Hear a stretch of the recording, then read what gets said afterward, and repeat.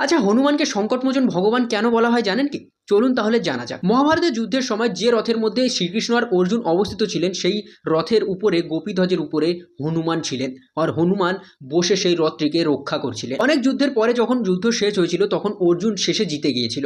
আর ঠিক তারপরেই ভগবান শ্রীকৃষ্ণ অর্জুনকে বলে যে অর্জুন, এবারে তুমি রথ থেকে নেমে যাও। আর ঠিক তারপরেই অর্জুন রথ থেকে নেমে যায়।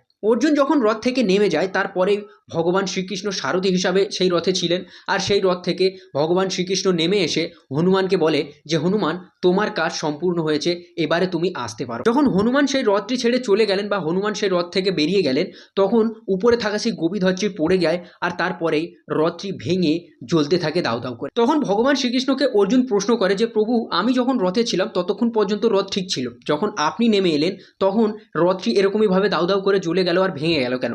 তখন ভগবান শ্রীকৃষ্ণ অর্জুনকে বলে, তোমার রথ অনেক আগেই শেষ হয়ে গেছিল, তোমার রথ অনেকের বাণ নিক্ষেপের কারণে অনেক আগেই নষ্ট হয়ে গেছিল, কিন্তু তুমি বুঝতে পারোনি, কারণ সংকটমোচন ভগবান এই রথটিকে রক্ষা করেছিলেন পুরো যুদ্ধ পর্যন্ত। সমস্ত সময়ের জন্য যতদিন যুদ্ধ চলেছিল সেই যুদ্ধ অবধি এই রথটিকে রক্ষা করে গিয়েছিল। সেই কারণেই যখন আমি হনুমানকে চলে যেতে বললাম বা সংকটমোচন ভগবানকে চলে যেতে বললাম, সে চলে যাওয়ার পরেই এই রথটি ভেঙে যায়। এটা আপনারা জানতেন কিনা অবশ্যই কমেন্ট করে বলবেন। সংকটমোচন ভগবানের জন্য অবশ্যই এই ভিডিওটাকে লাইক করে শেয়ার করে দেবেন সেই বন্ধুদের কাছে যারা ভগবান বজরংবলীর অনেক বড় ভক্ত।